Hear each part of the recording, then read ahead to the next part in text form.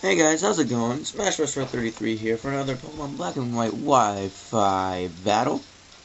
This one is against dCraw. It's a UU match, and by judging his team, I'm actually kind of scared of it because he's got pretty heavy hitters. He's got Ambipom, Heracross, Roserade, and it turned out to be a really good match. I mean, we both have kind of trollish Pokemon, mine in the form of Whimsicott, his Melodic, but no, it was a good match regardless, and he's more of a mixed team, I'm more offensive, and let's get the match going.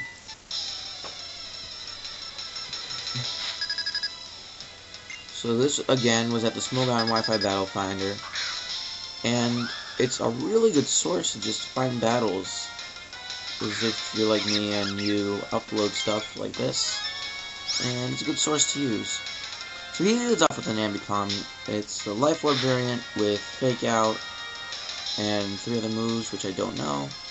But yeah, I get flinched the first time, and I figure I can outsmart him. I'm going to Encore him, so he's going to Fake Out again and not do anything, so I can get a free substitute on anything that wants to switch in. But he outsmarts my outsmarting, as you will see here in a second, that he goes out to his Roserade, or QueFro, whichever one you wanted to call it, QueFro. So I set up a sub, and then I realize, oh geez, I don't have anything to touch it with, because I can't Toxic it, and I can't Leech Seed it either. So I'm forced out because I can't touch it.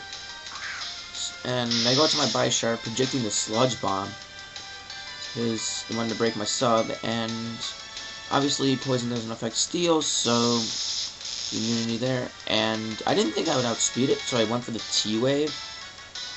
And he ends up sending the Spikes, so I guess it's more of a support with either 1 or 2 attacks, don't really know.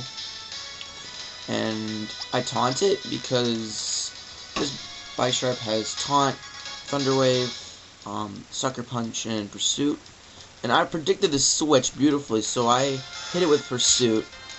And I didn't think it would kill it, but I didn't expect it to do that much. So it's down in the red now, and he switches out, goes back into his Ambipom, and I'm thinking he has low kicks, so I'm just going to go for the Sucker Punch. And I don't think it was going to kill it, but do a considerable amount at least. But I get the crit, and I am almost 100% sure that mattered. And all the damage I've taken so far is from Life Orb. So he goes back into his Roserade. I make the safe play. I just go for the Pursuit regardless, so that way I can just hit either whatever he switches into, or if he stays in.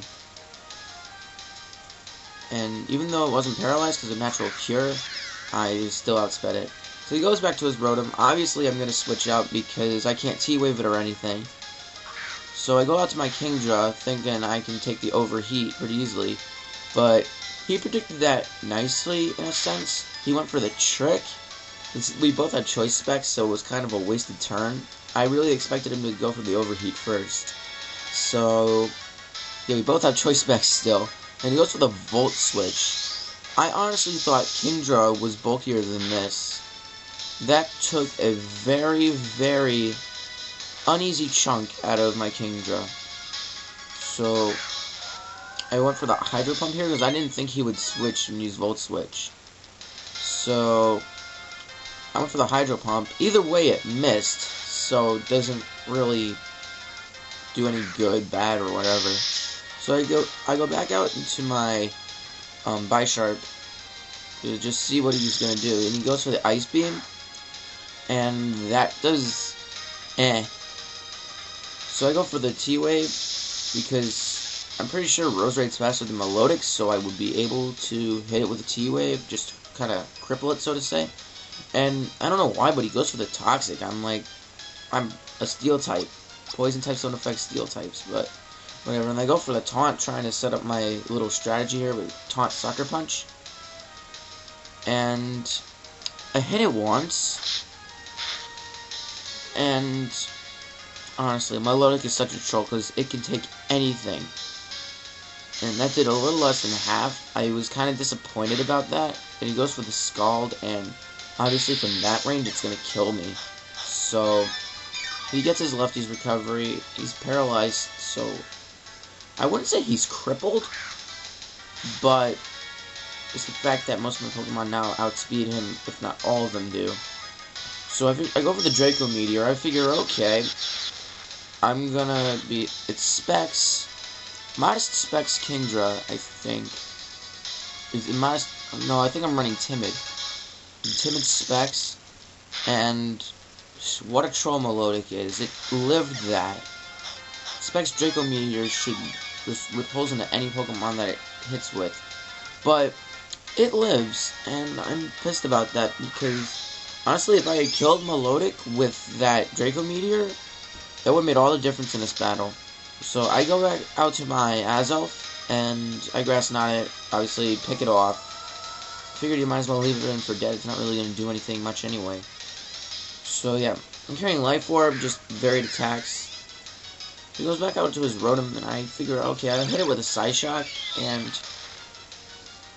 honestly, I know Azelf is relatively frail, but I thought it might live an Overheat, but I forgot that he was Specs at the time, and he goes for the Volt Switch regardless. And I live with 4, so I figure I'm gonna just get one more hit off of anything. He sends out his Donphan. I can't believe how common Donphan is in UU nowadays, so he goes for the Ice Shard just to pick off the last of my HP. Whatever. Azelf faints, and I think it's all tied up at this point. But I go out to my Porygon 2, and it's an analytic version. I think it has Quiet Nature with no speed IVs. So I go for the Ice Beam after he sets up his rocks, and I am really impressed with the amount of damage that did. I mean, I know Ice Beam's powerful and all, but Porygon 2, I don't believe I have much special attack invested, but I love this. He took this Earthquake like a boss. Eviolite Porygon 2 is probably the bulkiest thing in the game now. So I just go for the safe Tri-Attack in case he wanted to switch out or whatever, predicting my Ice Beam. But then he goes out to his Heracross, and here's where the nightmare begins, because he fires off a close combat. I honestly thought I'd be able to live one, but I really underestimated Heracross's just sheer power.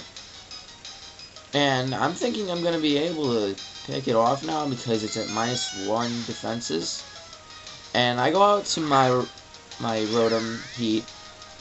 We both carried Rotom Heat here, and I think the Stealth Rocks here is what killed me in the end. Because he goes out to his own Rotom, and I'm going to go for the Overheat. And obviously from that range it's going to kill it. But I get the -2, which honestly it doesn't really even matter because Heracross outspeeds me. But I don't know, I'm thinking about changing it over to a Scarf. I might run a Scarf variant instead of Specs. But he goes for the close combat here with Heracross. And Rotom, you have let me down, honestly. I thought Rotom would be bulkier than that, but his Lackluster HP stat really kills him in this. So I go back out to my Whimsicott. It's my last Pokemon here, and I thought I'd be able to stall it out, but I get the sub up, and I was thinking he'd go for Mayhorn or whatever, but he goes for close combat again, and I really can't do anything at this point because anything I do, he's just going to retaliate with an attack and he's going to kill me, so that's a good game. It's a fairly narrow 1-0 on his part, and it was a good match. I had fun, and I would like a rematch against you sometime, dCraw. Really good match. And so yeah, he goes for the close combat, and he ends up killing me. I'm actually kind of disappointed I didn't get to use Whimsicott to the effect that it's reckoned for, but I'm definitely going to use this team again. I really enjoyed using this team. But good match nonetheless, and that's it for now, YouTube. Until next time.